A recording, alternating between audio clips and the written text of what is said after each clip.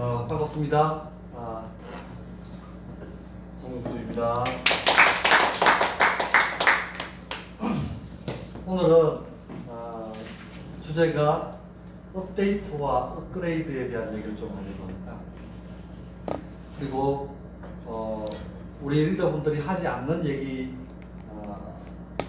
약간 세계 정치, 경제, 문화 이런 얘기 앞에 좀 하고, 그런 게 우리하고 어떤 상관이 있고, 우리 아메이만 하니까 우리 리더분들 또 신문도 잘 안 보고 뉴스도 잘 안 보잖아요. 근데 그게 어떻게 전체적으로 이렇게 되는가에 대한 얘기도 같이 좀 할까 싶습니다. 먼저 빌 게이츠 소식 좀 얘기 좀 전해드릴까 싶습니다. 서울시 주최 빌 게이츠 초청 강연이 있을 예정입니다. 우천시 취소. 서울시 주최인데 왜 우천시에서 취소를 하죠? 정말 어이없죠. 이상 빌 게이츠 소식이었습니다.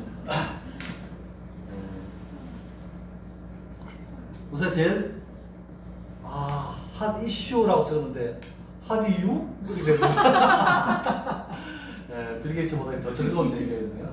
핫 이슈인데, 핫 이슈가 타이완, 대만에 대한 내용이죠. 너무 놀라운 거는 전 세계에서 지금 제일 전쟁이 일어날 것 같은 지역이 이쪽입니다. 한 번도 이쪽이 전쟁이 일어날 것 같다는 얘기를 해본 적이 없잖아요. 그래서 중국이 먼저 반드시 대만을 통일할 것이다, 이렇게 얘기를 하는 거죠. 그러자 대만에서 때리면 맞고 말지 않을 것이다, 이렇게 얘기를 하는 거죠. 미국에서 대만 건드리고 있으면은 가만히 있지 않을 것이다, 이렇게 의사표시를 확실히 각자 나라도 다 이렇게 했어요. 차라리 중동이라든지 지금 뭐 러시아가 하고 있는 우크라이나라든지 뭐 이런 데서, 심지어 필리핀이 방문하고 아프리카가 방문하고 전쟁이 일어나는데 대만이 지금 전 세계에서 제일 큰 화약입니다. 왜 그렇겠습니까?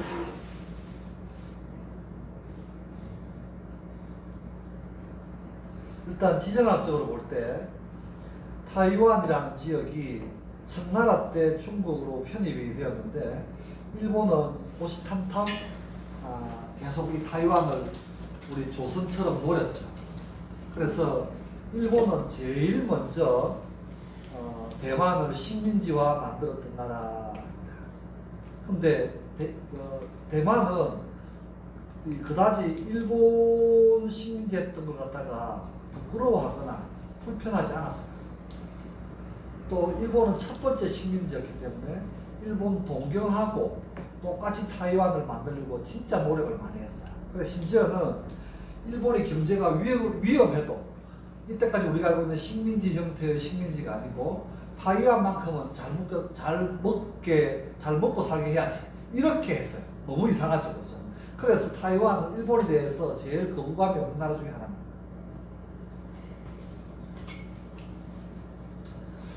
자, 아무튼 그런 와중에 중국이 국민당과 공산당이 결국 내전이 일어났죠. 그래서 결국은 공산당이 중국을 갖다가 점령을 했죠.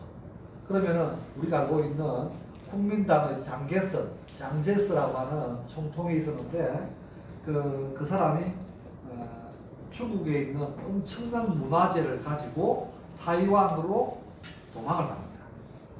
그래서 타이완의 문화재가 이루 말할 수 없이 많은 이유 중에 하나가 국민당의 장제스 총통이 대륙의 문화재를 여러분이 상상하는 그 이상으로 가지고 갔어요. 그럼 대만에 가면은 볼 게 진짜 많습니다, 문화재가. 아무튼 그래서 언젠가는 본토를 갖다가 해결할 거야, 다시 한 번 더 회복할 거야 라는 마음으로 넘어간 거죠, 이렇게. 그죠? 넘어갔는데 중국에서 넘어온 본토에서, 정확하게 말하면 그들 표현은 대륙이죠. 대륙에서 넘어온 타이완 사람을 갖다가 외성인이라고 그러고 그들이 만든 당을 국민당이라고 합니다. 그리고 청나라 때 와서 살고 있었던 타이완 사람을 본성인이라고 그러고 당이 주로 좀 다르죠. 그래서 아무튼 장개석 그 총통을 중심으로 해서 정권이 국민당이 거의 다가 수십 년 동안 장악하면서 그들이 공산당으로부터 정권을 잃었기 때문에 반공주의를 우리가 상상하는 것 이상으로 강조를 합니다. 그래서 민주화가 조금 일라면은 우리나라에서 한때 말이 많았던 것처럼 너 빨갱이지 이렇게 하면서 엄청나게 사람을 핍박하고 죽이고 많이 합니다. 그러면 심지어는 이제 계엄령을 갖다가 38년 동안 합니다. 38년 동안. 아주 무지막지한 걸 하는 거죠. 아무튼 독재도 했고요. 그러다가 이제 정리를 조금 해보면은 외성인, 쉽게 말해서 대륙으로 넘어온 사람들 일부는 소수고 국민당과 함께 이주했고 중국인 정체성가 나는 중국인이야 이렇게 생각하고 있습니다. 지금도 선거를 하게 되면 친중 성향을 아주 많이 띄고 있습니다. 보수 성향이고 기득권 이 사람들이 돈을 다 가지고 있습니다. 정치도 다 가지고 있고 국민당을 쓰지 않습니다. 본성인 청나라 때부터 타이완에 살고 있는 사람들이 다수고 청나라 때 이주했고 대부분 대만인들 우리는 중국 사람이 아니야 우리 대만 사람이야 이렇게 생각합니다. 반중 성향을 많이 가지고 있고 진보적이고 비기득권이고 민주진보당을 지지합니다. 지금 다시 말해서 국민당은 외성인이고 민주진보당은 본성인이라고 생각하시면 됩니다. 지금 이제 총통이 민주진보당으로 여성이 이제 총통이죠. 그러니까 지금 이제 국민당 뭐 이쪽은 계속해서 대륙과 합치자 뭐 이런 거예요. 우리는 절대 못 합치자. 민주진보당이 쪽으로 나오는 거죠. 그래서 또 옆에 일본하고 중국하고 삼각구열도 이래가지고 또 말이 많죠, 그죠? 한국은 수출이 없으면 힘들잖아요.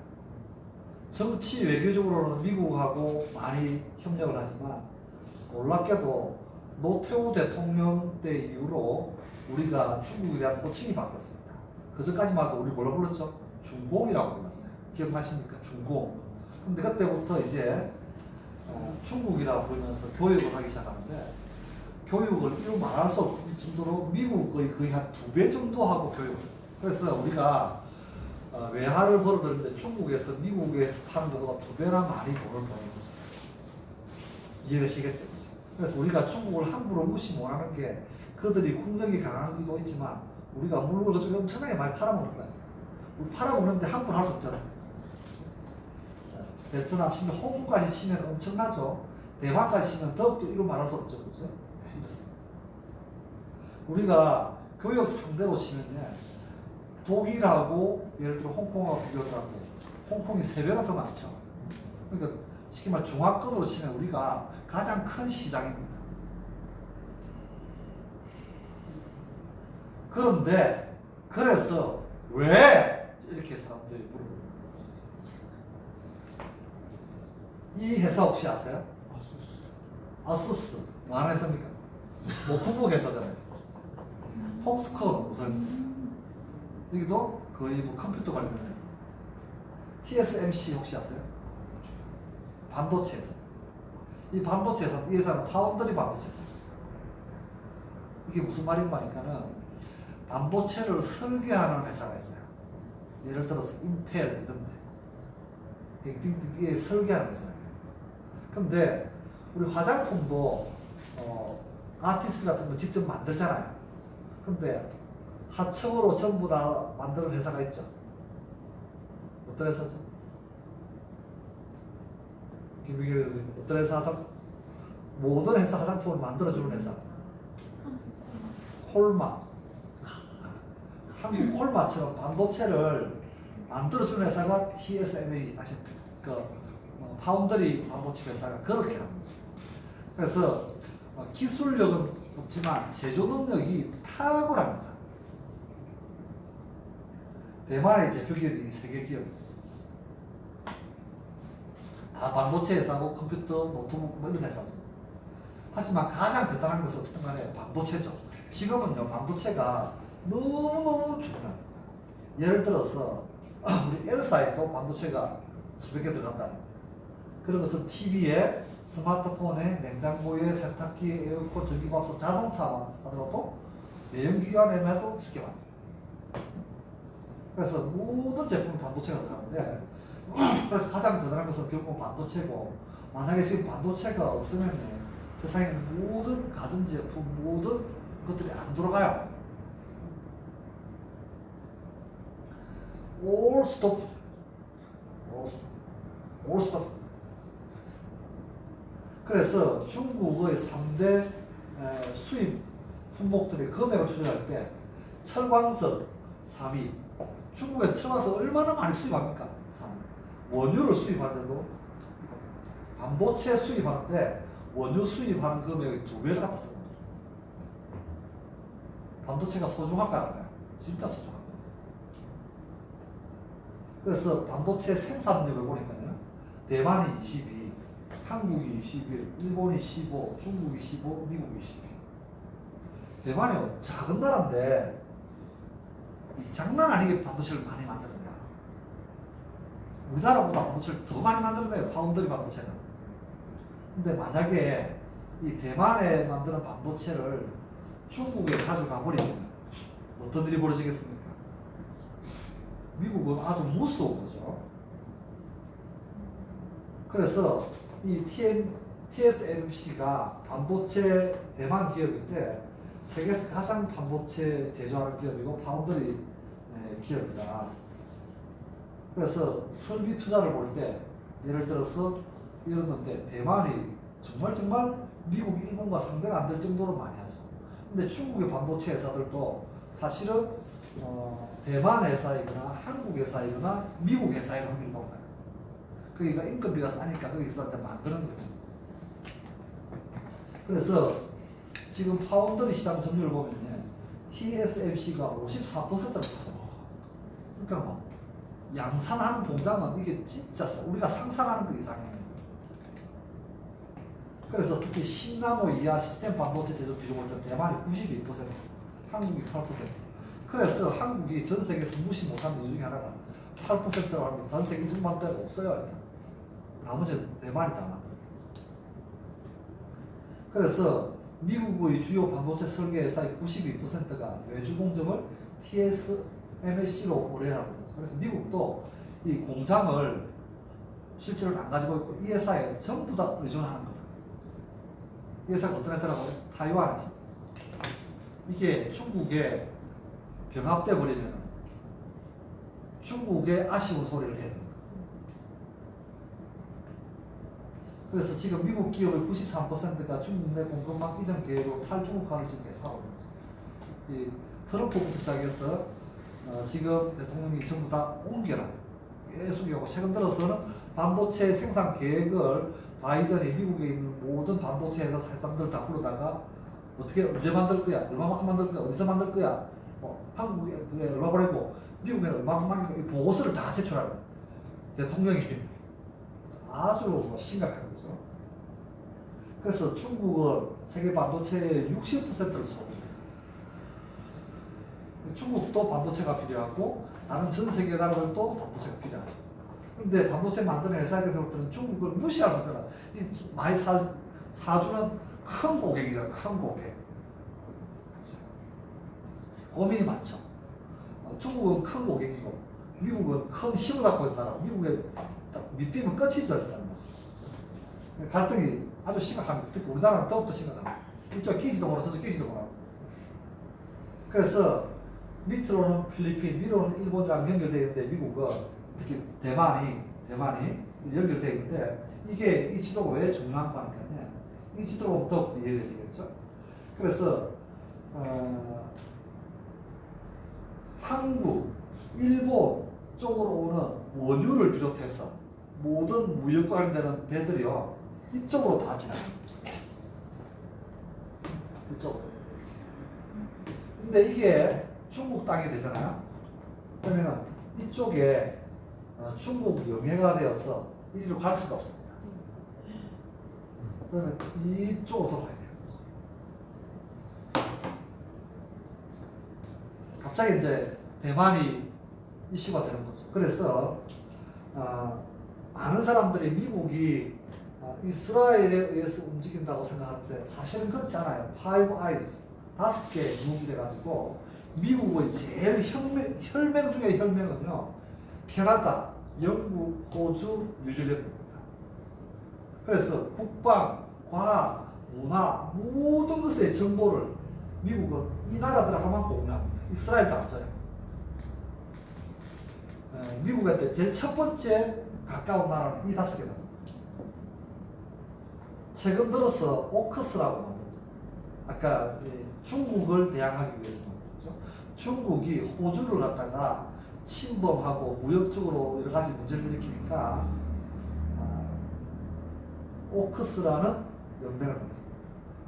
오커스는 호주, 오스트레일리아, 영국, 유나이티드 킹덤, 서는 유나이티드 스테이트, 미국, 이렇게 오커스는. G7은 서방 선진국 7개국이니까 서방의 공산국가만 이렇게. 쿼드는 이렇게. 아무튼 이렇게 단체를 만들어서 가장 큰 요지는 뭐냐? 중국에 대항하겠다. 이랬어요. 중국에 대항하겠다. 그래서 한국도 그 덕을 보는 거죠. 한국이 미사일을 발사 제한이 묶여 있었어요. 근데 트럼프, 바이든이 넘어오면서 발사 제한이 이제 800km까지 넘었으면서 이제 더 크게 늘어나고 이렇게 되면은 한국 서울에서 만약에 미사일 쏘잖아요. 북경이나 상하이도 날아가서 맞추게 됩니다. 그러니까 중국이 엄청나게 신경을 쓰겠죠. 한국 미사일 기술은 여러분이 상상하는 거의 100배 정도 된다 생각해요. 전 세계 미국 다음으로, 미소 다음으로 최고라고 보십니다. 그래서 중국은 진주 목걸이 전략, 미국은 다이아몬드 전략, 이렇게 해서 자기 세력을, 이때까지 미국하고 소련이 서로 국방이나 모든 것을 했다가 소련이 무너졌죠. 그 다음에 중국이 다가섰는데 1대1로 해갖고 육지, 바다까지 1대1로 만들고, 이걸 막기 위해서 미국은 이렇게 다이아몬드 전략으로. 자, 이런 와중에 이런 소식이 뭐죠? 중국 저장성 원저우시에서 촬영된 영상입니다. 미사일을 포함해 군용 물품을 실은 트럭들이 거리를 지나고 있는 모습인데, 게시자는 중국이 전쟁을 준비하고 있다는 트윗을 함께 남겼습니다. 하루 전인 1일 중국 상무부가 채소 등 생필품을 비축해 돌발 상황에 대비하라는 공지를 띄우면서 시민들은 극도의 불안에 사로잡혀 있는데요. 이렇게 양안, 즉 중국과 대만의 관계가 최근 전쟁설이 심심치 않게 오갈 정도로 매우 악화됐습니다. 그리고 이 두 나라의 싸움엔 미국이 아주 깊게 개입됐습니다. 중국과 대만은 우리나라와 북한처럼 같은 민족이지만 이념 대립으로 분리된 국가입니다. 양국 모두 헌법상에 자신이 유일한 중국의 합법 정부라고 명시하고 있죠. 1992년 하나의 중국을 합의한 우이 공식에 따라 중국은 대만을 특별자치구, 즉 행정구역 중 하나로 분류하고 절대 국가로 인정하지 않습니다. 시진핑 중국 국가주석은 올해 들어 대만 통일은 역사적 과업이라고 강조하는 등 야욕을 드러내고 있는데요. 이 때문에 대만 내부에서는 중국과 실제 전쟁이 발발할 수 있다는 우려가 지속적으로 나오고 있습니다. 홍콩의 중국 정치 전문가 순자예는 지난 5월 기고문에서 중국이 인민해방군 건군 100주년을 맞는 2027년을 목표로 대만 침공을 준비하고 있다고 진단하기도 했습니다. 하지만 대만도 완강합니다. 현재 대만이 누리고 있는 민주주의 체제와 국민의 주권을 빼앗지 말라고 반발하며 중국에 고분고분 흡수될 생각이 없다는 뜻을 분명히 하고 있죠. 我们会持续充实国防，展现自我防卫的决心，确保没有人能逼迫我们走向中国所设定的路径。 세계 패권을 놓고 중국과 사사건건 부딪히는 미국이 이런 상황을 두고 볼 리 없습니다. 대놓고 대만 편을 들기 시작하면서 갈등은 더욱 커졌는데요. 미국은 과거부터 대만과 호호 관계를 이어왔습니다. 미국으로서는 중국 공산당의 대양 진출을 막을 수 있는 대만을 전략적으로 활용할 필요성이 있었는데, 대만이 움직이지 않는 항공모함 역할을 한 거죠. 1997년 중국과 공식적인 외교 관계를 맺으면서 하나의 중국 원칙에 따라 대만과 단교하고 주둔군도 철수했지만 대만 관계법을 제정해 대만에 자기 방어 수단을 제공하고 유사시 대만을 군사적으로 지원할 근거를 남겨뒀습니다. 올 들어 양안 관계와 미중 관계가 모두 악화되면서 미군이 대만에 주둔한다는 보도가 나오더니 차이잉원 대만 총통이 현재 미군이 대만에 와 있다는 사실을 이례적으로 확인했습니다. CNN 방송은 미군 주둔 사실을 확인한 수십 년 만에 첫 대만 총통이라고 설명했죠. 중국은 지난달 22일 외교부 대변인을 통해 미국이 하나의 중국 원칙을 준수해야 한다며 대만에 잘못된 신호를 보내는 걸 자제해야 대만 해협의 평화를 해치지 않을 수 있다는 협박성 성명을 냈습니다. 이런 가운데 중국 정부가 지난 1일 가정에서 필요에 따라 일정량의 식료품 등 생필품을 비축해 돌발 상황에 대비할 것을 장려한다는 내용의 고시를 발표하자 다음날 중국 웨이보의 검색 트렌드 1위를 차지했고 일부 지역에선 불안감에 사재기를 하는 시민들도 나타났습니다. 중국 관영 매체 환구시보의 편집인이 나서 원래 의도는 다가올 겨울과 코로나19로 인한 공급 부족을 견디기 위해 상비력을 강화하는 것이라며 진화에 나섰는데요. 오히려 지난 9월 산둥성 진안시에서 제공한 담요, 비상약품, 반줄 등이 담긴 전쟁 대비용 인방위 가방 사진이 덩달아 화제가 될 만큼 전쟁설에 대한 우려는 커지고 있는 상황입니다. 하지만 마크 밀리 미국 합참의장은 지난 3일 한 안보 포럼에 참석해 대만에 대한 중국의 군사 조치가 가까운 미래에 벌어질 가능성은 크다고 보지 않는다고 말했습니다. 로이드 오스틴 국방부 장관도 지난달 성명을 통해 아무도 양안 충돌을 보고 싶어하지 않는다면서 하나의 중국을 인정한다며 상황을 진정시키는 모양새입니다. 하지만 미중 관계가 최악으로 치닫고 있는 가운데 미국이 대만을 도우며 중국의 심기를 건드리고 시진핑 주석의 대만 통일 의지도 강한 만큼 대만 해협의 긴장은 앞으로 더 악화될 가능성이 커 보입니다.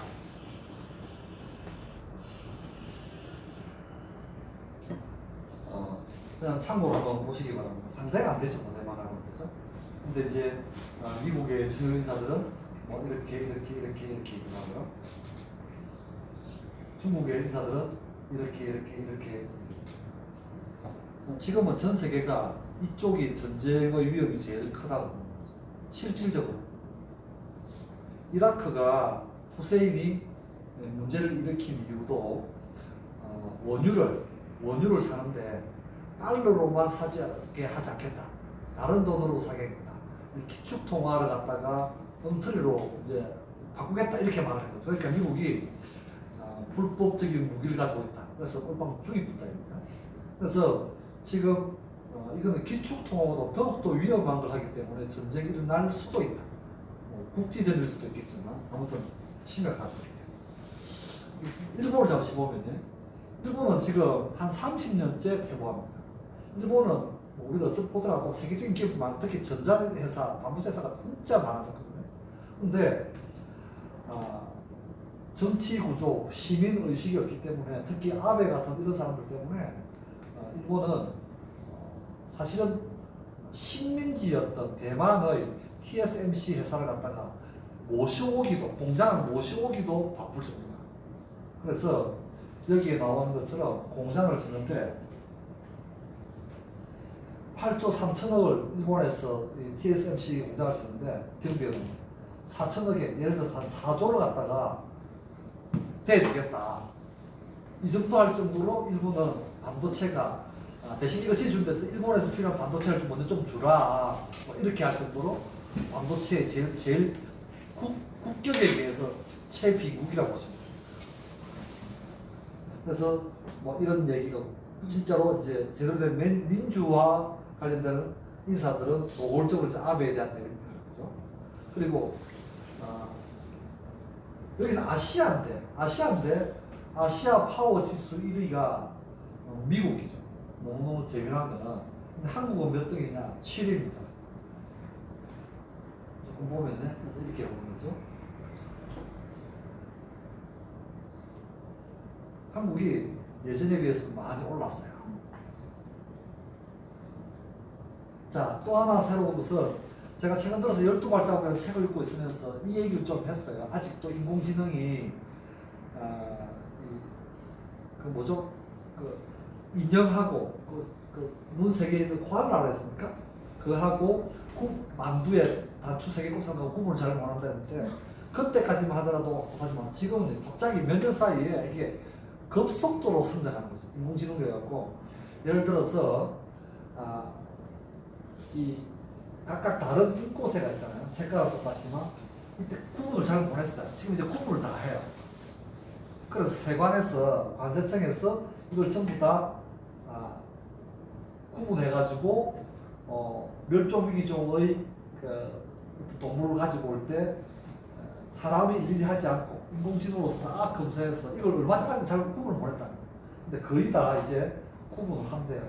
여기에 나오는 것은 빅데이터가 갈수록 모아지니까. 그래서 예를 들어서 노란 청구 아마존 앵무 100% 구분 다 하고요. 파란 빵 아마존 앵무 이 둘이 다르잖아요. 이걸 다 구분 다 하는 거지. 80% 구분하고. 이게 우리 사는 세상이 어제 다르고 오늘 다르고 작년 다르고 올해 다르고 상상도 안 할 정도로 이제 이 반도체도 빨라지고 인공지능도 빨라지고 그 빅데이터도 엄청나게 많이 모아지고 이런 세상이다. 그러면서 이거와 관련돼서 가장 셀룰이면 자연과 비슷한 게 유튜브에 돼요. 유튜브 지금 많은 10대부터 20대까지 지금 MZ 세대들이 가장 많이 선호하는 직업 중에 하나가 유튜브인데 실질적으로 몇 사람 빼고는 뭐 그다지. 그러니까 다시 말해서 개인이 뭐 그냥 하나 올리고 이런 자체가 돈 벌기 쉽지 않다 이거죠. 오히려 옛날 직장 대기업 다니보다 더 힘들다. 자, 이제 현실적인 얘기를 좀 하면요. 가장 최근 들어서 발표된 거예요.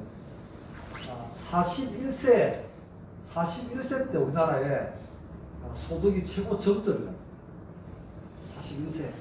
근데 우리 아저씨 100세나 120세인데 그리고 60세부터 적자가 나기 시작합니다.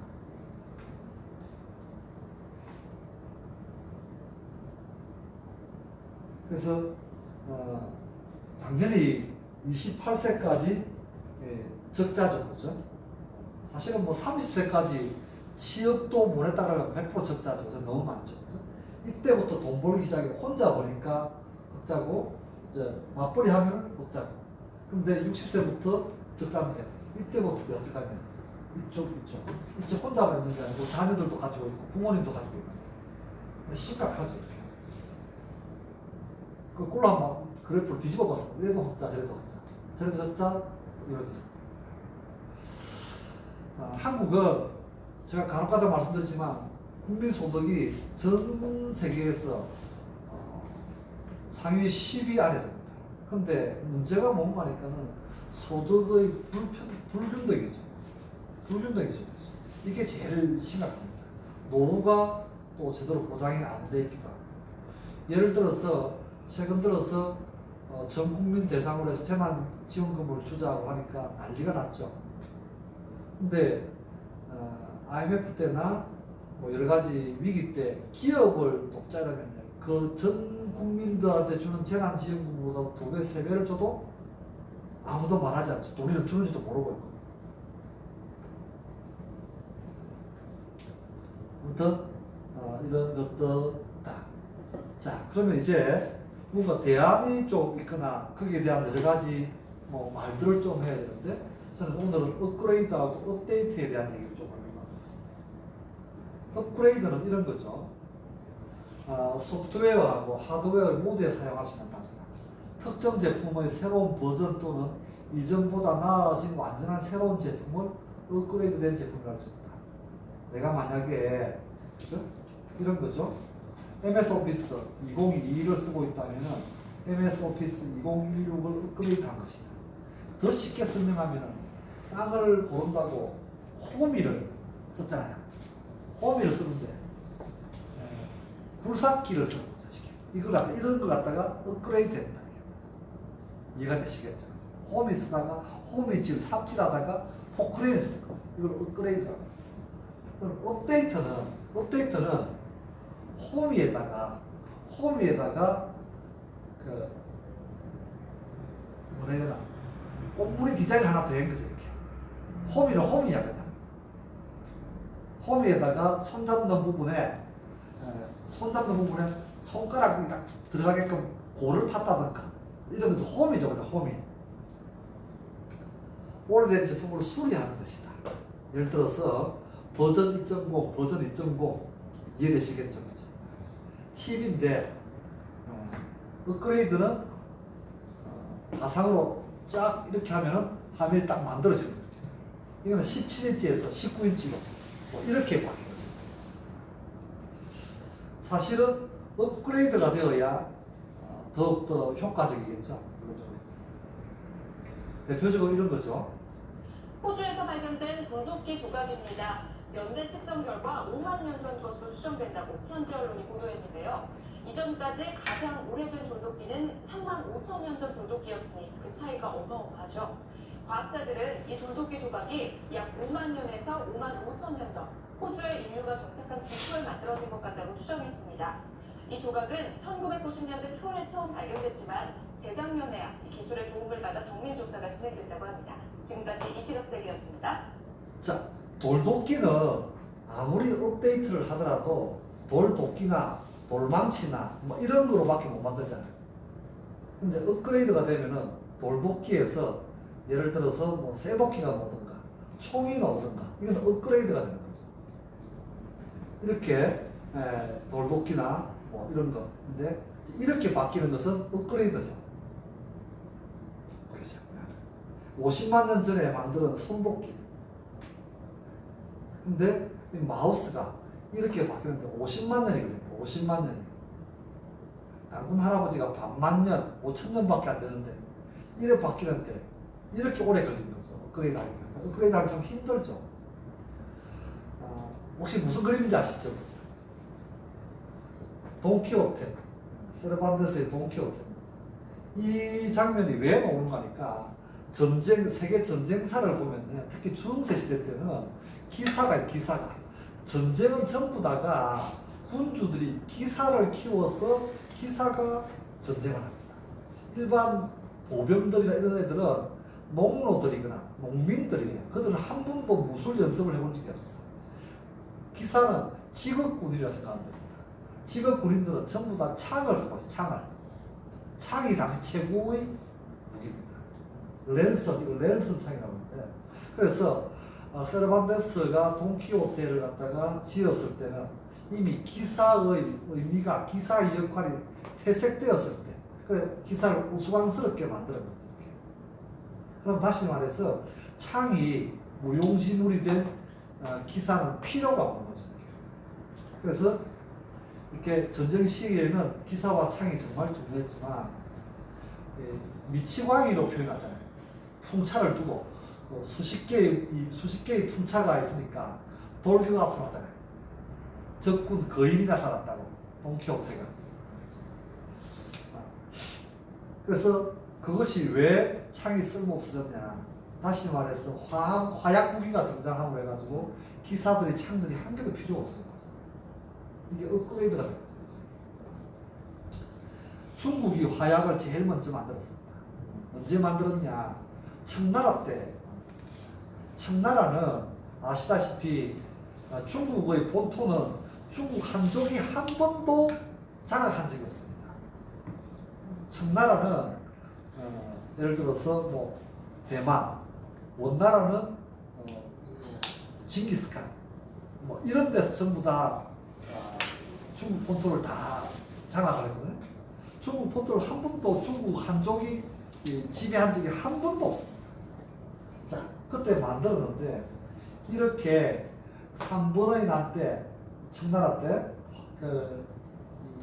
화약이 엄청나게 전 세계 최고로 발전했는데 자기들 화약이 전 세계 최고라 해서 더 이상 발전도 안 시켰고, 만약에 한족들이 이 화약을 가지고 청나라 정부를 전복시킬까 두려워해서 전 국민들한테 화약을 못 만지겠습니다. 만약에 만졌잖아요. 바로 삼족을 내렸습니다. 그래서 오히려 유럽이나 저쪽이 화약이 더욱더 발전하게 됩니다. 자, 지금은 세상을 바꾸는 게 아까 원유보다도 이제 반도체가 세상을 더 많이 바꾸는 시대가 왔고, 화약보다도 코로나19로 성큼 다가온 메타버스 세상. 전 세계를 덮친 팬데믹이 사라지면 메타버스도 힘을 잃을 것이라는 전망이 많았지만 가상의 코로나19가 시대가 안정되고 있는 지금 또 다른 기업이나 국가의 업그레이드가 높은 방식과 일하는 방식으로 자리 잡아가고 있는 메타버스. 이를 주도하는 빅테크 기업들의 메타버스 전략이 톡톡 공개되는 지금 이들이 내놓는 비전은 다릅니다. 메타, 마이크로소프트, 엔비디아, 애플의 메타버스 전략을 살펴보고 이들이 어떤 메타버스 세상에서 어떤 지위를 누리고 있는지를 알아봅니다. 앞에 4개 회사들로 치면은 첫 번째 뭐 마이크로소프트도 말할 것도 없고 애플도 말할 것도 없죠. 페이스북은 우리 페이스북 잘 모르잖아. 생각보다도 페이스북 이용 고객만 하더라도 27억 명이에요. 전 세계 인구가 80억 명, 까마나까지 다 쳤으면 80억 명, 27억 명이 페이스북을 씁니다. 페이스북의 자회사 중에 하나가 인스타그램입니다. 그러면서 이 사람이 우리의 DNA는 사람을 연결하는 기술로 합니다. 지금은 다시 말해서 이런 회사들이 메타버스라든지 인스타라든지 페이스북을 하는 가장 큰 이유는 사람을 연결해서 구축하는 데 제일 중요하다.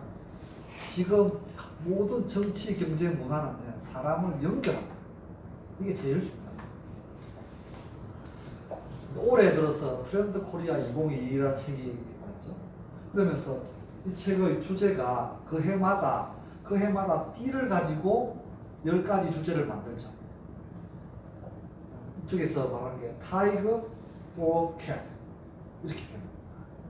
이게요, 잡아먹을 것이냐 잡아먹힐 것이냐, 이게 타이거 or cat입니다. 지금은 전 세계가 이런 상황입니다. 특히 이 나노 사회라는 게 첫 번째로 딱 나오는데, 나노 사회가 코로나 때문에도 그렇지만 전 세계적으로 스마트폰 디바이스를 통해서 각자 개인들의 삶을 살잖아요. 이건 뭘 말하냐? 결국은 예전에는 조직 문화, 회사 문화, 국가 문화 이렇게 단체로 움직였다면 개인으로 돌아가면서 제일 중요한 게 책임도 개인이 지는 사회가 왔다는 거예요. 국가가 책임지지 않는다. 사회가 책임지지 않고 회사가 책임지지 않고 개인이 책임지는 회사, 사회입니다.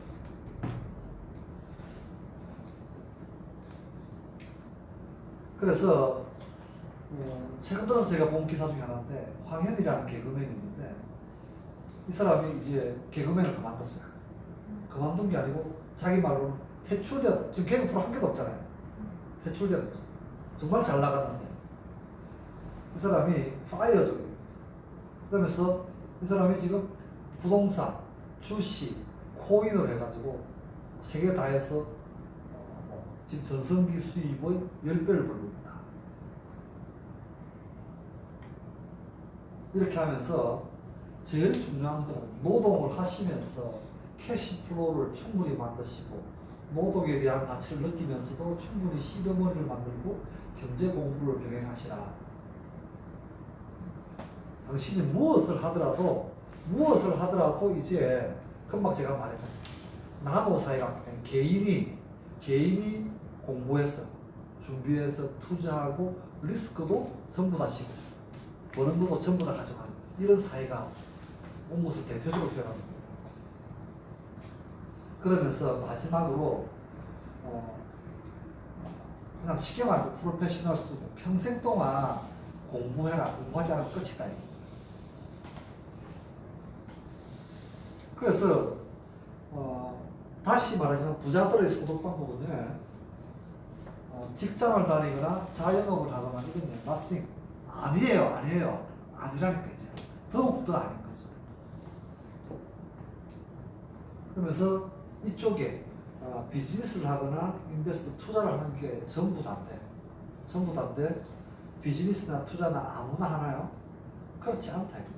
황현희 씨 친구도 3년 동안 책을 거의 200권을 보면서 준비를 했다. 가끔가다 책 한 권도 못 읽어내면 정말 곤란하잖아, 그렇죠?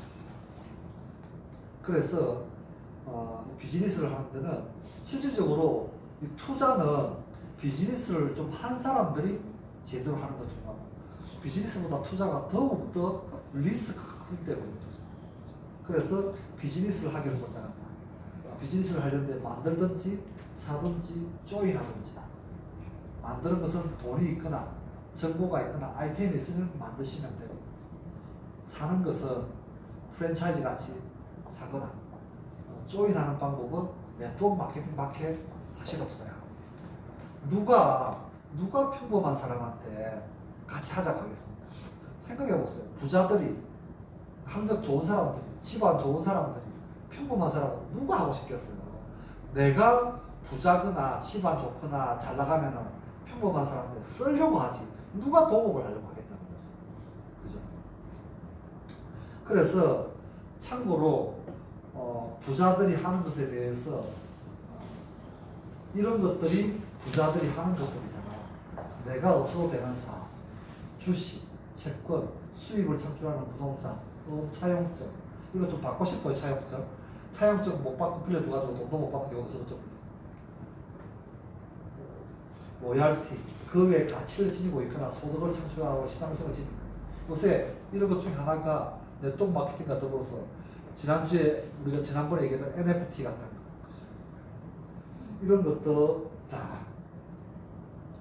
그래서 부자들은 돈을 벌고 돈을 쓰고 세금을 내고, 직원들은 돈을 벌고 세금을 내고 돈을 쓰고. 그냥 딱 봐도 이건 초등학생이 봐더라도 사업을 해야 될지 직장을 다녀야 될지 너무 뻔한데, 그 유명한 스카이를 오더라도 직장인이 되려고 하잖아요. 직장인은 경험을 쌓기 위해서, 인맥을 쌓기 위해서 계획을 가지고 하는 거는 괜찮아요. 그냥 단지 월급을 받기 위해서 하는 것은 그렇게 좋은 머리를 두고 뭐 하는지 모르겠어요. 그냥. 그래서 저는 오늘 신개념 생활 플랫폼 아메이가 그런 일을 할 수 있는 일이고, 또 소득도 그런 소득을 얻을 수 있는 일이라고 제안하는 거죠. 이 회사는 1959년도에 설립됐고요.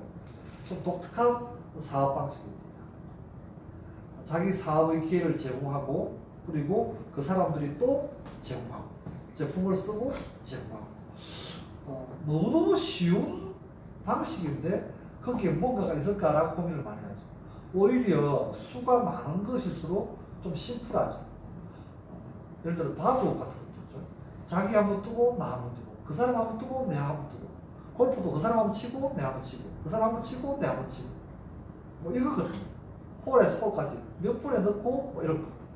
너무너무 심플하잖아요. 이런 건데 사람들은 그래도 뭔가가 있을 거야. 1 더하기 1은 얼마지? 2. 근데 1 더하기 1은 11인가? 1하고 1을 합치니까 1인가? 몇 마리니까 물방울 하나하고 물방울하고 합치면 한 물방울 되니까. 뭐 이렇게 여러 가지 또 우리가 상상을, 이상한 상상을 하는 거죠.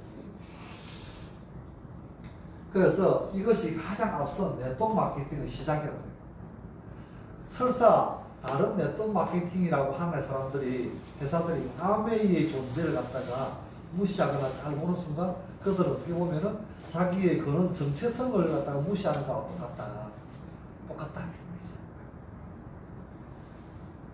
그래서 여기에 근원은 수익과 방식의 근원은 유통입니다.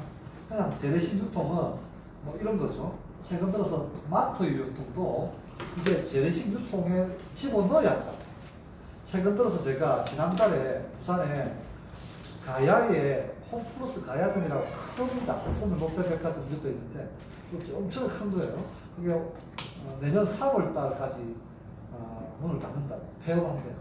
그럼 거기에 수많은 이쯤에 있는 자영업가들은 그냥 가야 되잖아요. 가야 되거든요. 그게 재래식 유통이죠. 마트도 이제. TV 홈쇼핑 이것도 뭐 자본력 싸움이잖아요.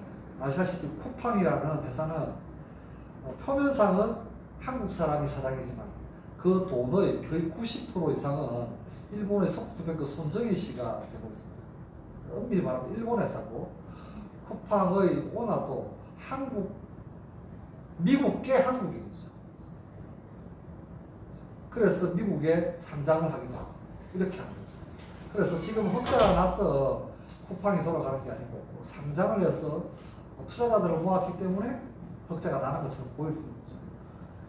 이런 말할 수 없이 많은 인프라를 갖고 하루 배송한다든가, 없는 품목을 엄청나게 재고를 많이 둔다든가, 공장을 쓴다든가, 물류창고를 만든다든가 이렇게 근데 이 회사는 그냥 중간에 아무것도 없어요.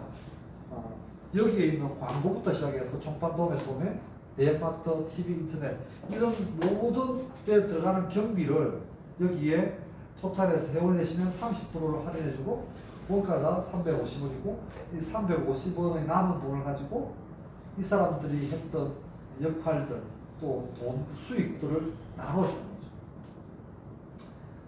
거기다가 자세히 보시면은 내가 마찬가지로 아웨이가 했던 것처럼 다른 사람한테 신규 회원들, 사업자를 모집할 수도 있고요. 다른 데들은 총파는 도매를 만들 수 있고 도매는 소매를 만들 수 있고 소매자들만 회원들, 소비자들을 만들 수 있죠. 이 사람들은 뭘 하는 거니까 가져오라고 A4 용지에 원시적으로 포도송이 그려서 올 때마다 스티커 붙여주고 그런 걸로 시작했잖아요. 이것도 없어지고 있잖아요. 대형 할인만 0.1%, 0.2% 주면서 회원을 모집했는데 결국 회원 모집한 게 아니고 심지어는 거기 정보를 받아가지고 보험회사에서 팔아가지고 문제돼서 사법적인 기관에 의뢰를 했더니 우리도 모르는 정말 작은 글씨로 제3자한테 정보를 제공하는데 동의합니다라는 글이 적혀있더라고요. 여러분들한테 간혹 가다가 보험회사 뭐 이제 전화가 오는 이유가 이쪽에서 여러분 0.1% 받는 동의한 그 사인에 자세히 보시면요. 돋보기 대고 보셔야 그런 내용들이 보여요. 당신이 동의했잖아요. 우리 동의한 적이 없는데 그거 적혀있는 거죠. 그럼 이쪽도 마찬가지죠. 그들만의 잔치죠. 그래서 전 세계에서 이제 자영업을 할 수 있는 기회가 천재들 말고 스타트업 기업 말고 스타트업 기업이 생존율이 얼마 되겠습니까? 이제 거의 없어요. 그냥 보기 좋은 FA, 프리 에이전트를 해가지고 이거는 뭐 노예 계약서 비슷한 이런 것들만 남아있습니다. 직장인보다 못한 초창기도 어떻게 소사장제, 이렇게 소사장제. 너무 슬프죠. 그래서 이기 노는 수입의 35%를 나눠주는 게 마케팅이라고 하는데 3%부터 이제 이렇게 24%까지 줍니다. 많은 사람들한테 물어봅니다. 돈을 누가 더 많이 받는가? 만약에 스폰서가 있고 만약에 여러분이 계시고 A, B 그래서 20만 점 있었다 가정했을 때 누가 돈을 제일 많이 받는가라고 물어보면은 아메이 사업에 조금만 관심 있는 사람은 알아듣지만 관심이 없는 사람은 오늘 얘기하고 설명하고 일주일 후에 설명하더라도 전부 다 스폰서가 돈을 더 많이 받았다고 합니다. 근데 보시면은 여러분들의 매출은 60만 원, 36,000원, A, B가 20만 원, 3% 빼주고 나면은 3만 중에서 24,000원이 남죠. 그래서 전체 매출은 80만 원, 6% 48,000원인데 위에 스폰서는 12,000원을 가져가고 여러분은 24,000원을 가져가고 A, B는 6,000원씩 가져가요. 이건 그냥 원리를 갖다고 이 사업은 먼저 했다고 많이 가져가면 저도 하지 않고 여러분 테스트합니다. 하지만 노력을 많이 한 사람이 더 많이 받아간다. 이렇게 보시면. 이 사업은 또 하나 최근 들어서 한국 아메이도 30주년이 지나니까 어떻게 했을 때 가장 성장을 잘할까? 최소한 세 그룹을 키우는 사람들이 성장도 하고 수입도 좋더라. 이걸 알게 된 거죠. 그러면서 제일 첫 번째 사업을 하는 사람들한테 3개월 안에 9%를 도전하세요. 그래서 3%, 이렇게 하면은 거기에 대해서 수입은 한 15만 원 전후 거기다가 브론즈 키트를 해서 선물을 하나 줍니다. 선물을 줍니다. 제 소비자 중에서 이거 받아가지고 너무 좋았어. 지난달에도 이거 선물한 사람이 있어요. 너무너무 좋았죠. 그 다음에 이제 공식적으로 사실은 브론즈 파운데이션의 기초니까 브론즈 빌더 EP는 이제 예전에는 SPP를 있었는데 그거보다 낫지만은 실질적으로 본사에서 인정해주는 핀 외과니까 이 사람에 대해서 보너스를 더욱더 주거든. 15% 이상이면서 6% 이렇게 만드는 사람인데 9%가 어려웠을 거예요. 6% 같으면 좀 더 쉽겠죠. 돈을 주려고 하는 거죠. 주려고. 그래서 이렇게 하게 되면은 약 한 100만 원 정도의 소득이 됩니다. 여기에서 만약에 내가 15%가 된 것처럼 A, B, C도 마찬가지로 15%를 만들면서 브론즈 빌더를 안 만들어도 이렇게 만들려고 하면 내가 하우스 플래티넘이 되죠. 100%. 이렇게 되면요, 실질적으로 한 5천만 원 들어오는데 사람에 따라서 더 많이 들어올 수도 있습니다. 연말 보너스가 엄청나죠. 이 사람들이 15%로 가면 빠르면 1년, 늦어도 2, 3년만 지나면 이 사람들도 파운드스 플래티넘인데 파운드스 에메랄드만 되면은 정말 멋진 일이 벌어집니다. 여러분들이 그냥 1억, 연봉 1억 이렇게 말할 수 없는 거예요. 예를 들어서 직장인들 연봉 1억하고 일단 실질적으로도요, 이 1억은 비교가 안 됩니다. 웬만하니까 1억을 하는데 제가 이거 이상 하잖아요. 그러니까 1년에 세금을 조절하면 한 200만 원, 300만 원 됩니다. 200만 원, 300만 원. 직장인들이 만약에 연봉이 1억이다. 그러면 월간 세금을 얼마씩 떼겠습니까? 그렇죠. 월간 세금을 100만 원을 뗄 겁니다. 예를 들어서. 100만 원만 뗀다 하더라도 1억 같으면 12달 같으면 1200만 원 떼잖아요. 실소득이 우리 아메 소득의 연봉 1억하고 그들은 실소득 차원에서 상대가 안 됩니다. 다음 두 번째, 이 소득은 자산소득이고 월급적인 소득하고는 두 번째 더욱더 비교가 안 되죠. 더욱더 비교가 안 됩니다. 다음에 이런 경우죠. 만약에 처음 했던 사람이 두 그룹을 돕는 거예요. 두 번째 사람이 세 그룹을 돕는 거예요. 이 사람은 제일 늦게 했지만 6그룹을 독립하잖아요. 그러면 다이아몬드가 되면은 아무리 안 돼도 여러분이 안 되려고 해도요. 안 되려고 하더라도 연봉이 한 1억 5천 이상 됩니다. 안 되려고 해도. 이 수입이 매달 평생 증가하고 연금형 자산소득이고 회원수는 늘어나겠죠. 물가 연동소득, 여행이 되고 상속이 되고 국제사업이 되고.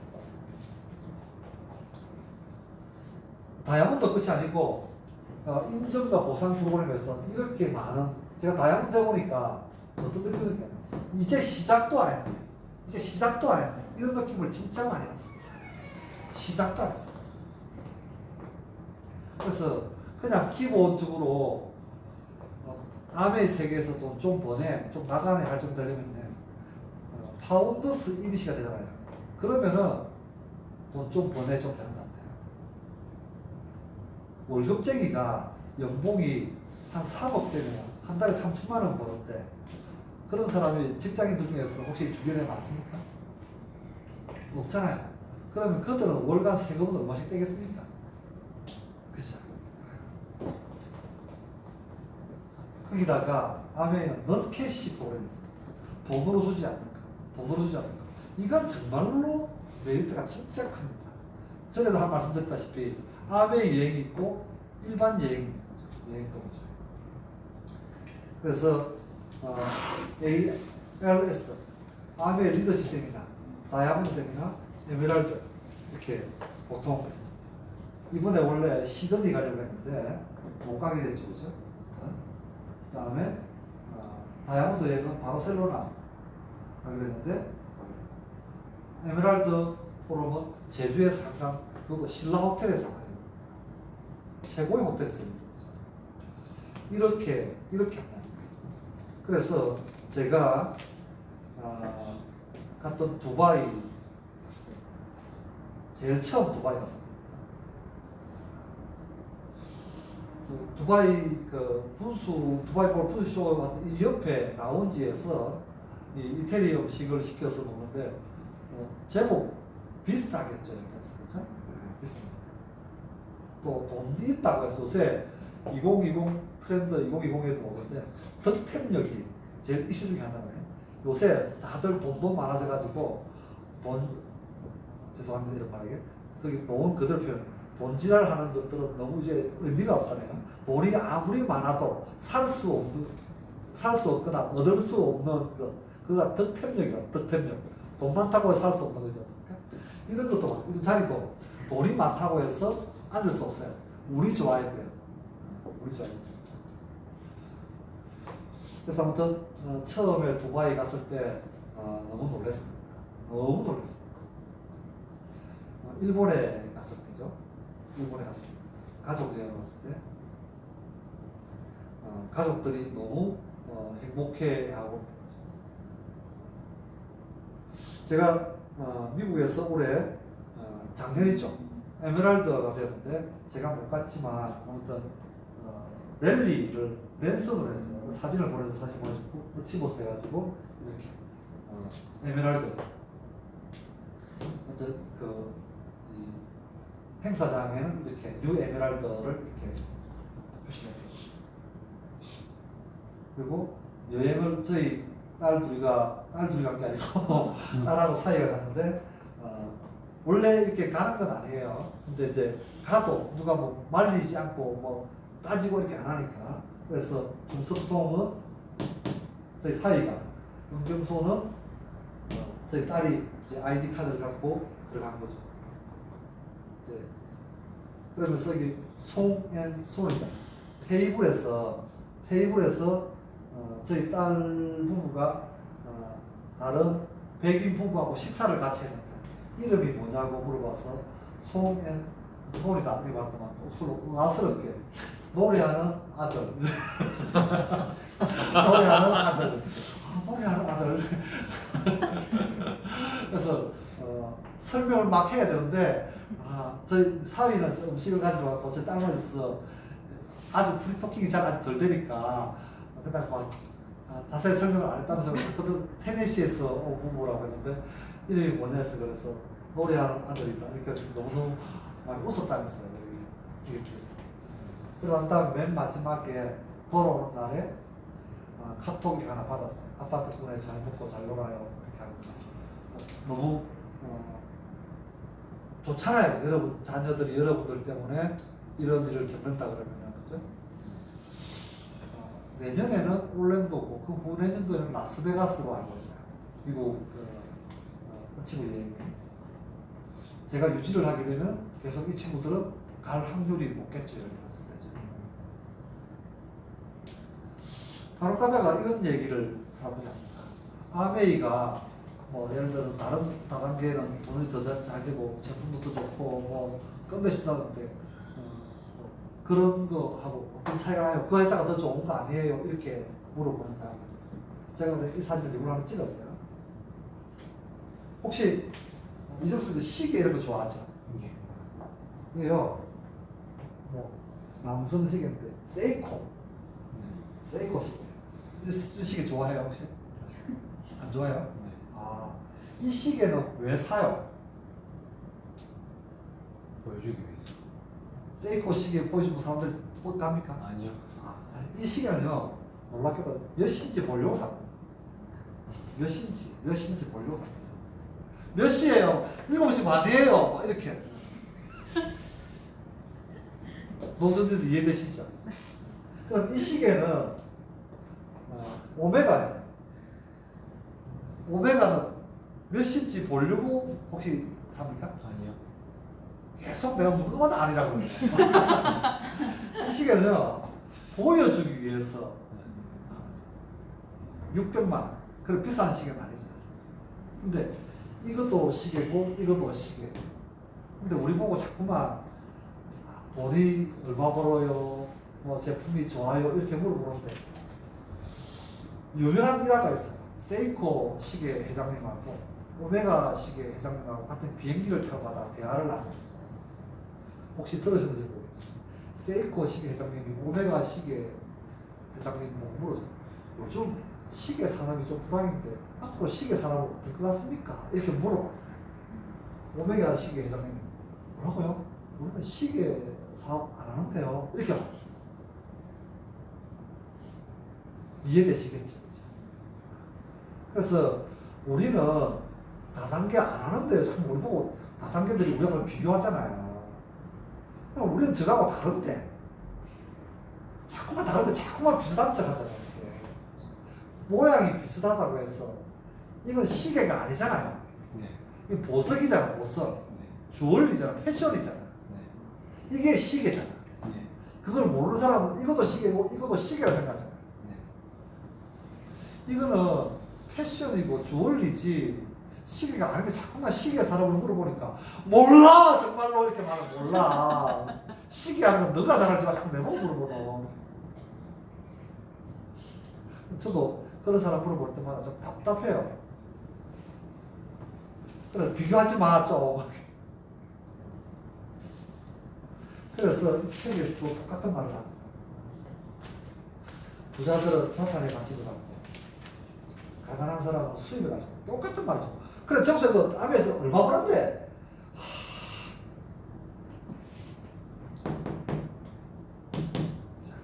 100만 원 벌었다. 생각해봐. 네가 100만 원 월급 받는 게 좋냐? 월세 100만 원 버는 게 좋냐? 같아 달라? 다르지. 근데 왜 자꾸 내가 물어보냐?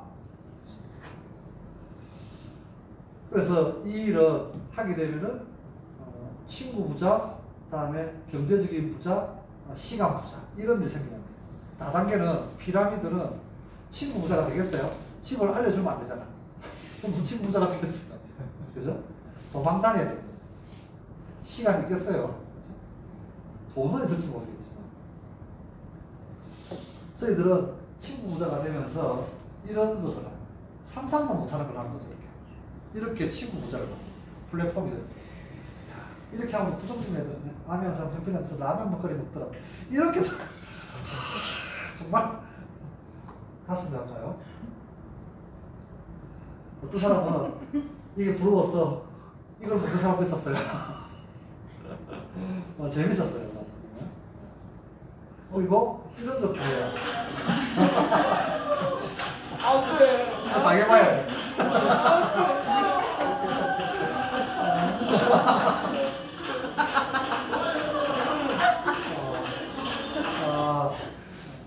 친구란 이런 거예요, 이런 거. 그러니까 진심으로 같이 노는 사람, 진심으로. 그렇죠? 그래서 마치고 진심으로 친구가 되는 사람이다. 이런 사람들이 친구 부자가 되는 거죠. 그래서 이런 사람들을 볼 때마다 이런 거 주는 사람, 진짜 비밀스러운 친구들.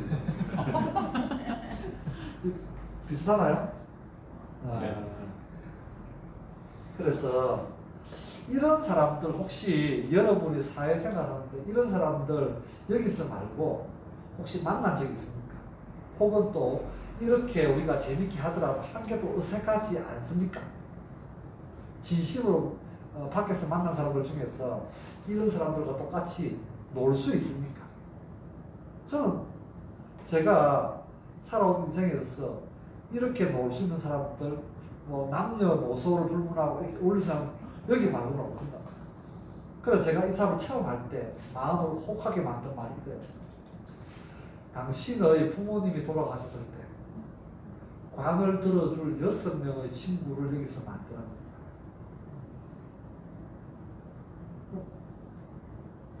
그것 아닙니까? 그것 아닙니까? 그렇죠? 그러면서 우리는 내 노력이 될지 안 될지는 모르겠지만 이번에 싱가포르를 도전하고 있고 안 되면 어때? 또 할 거야. 그래서 연습 삼아서 이번에 우리가 또 크루즈 한 대 빌려서 간다 아닙니까?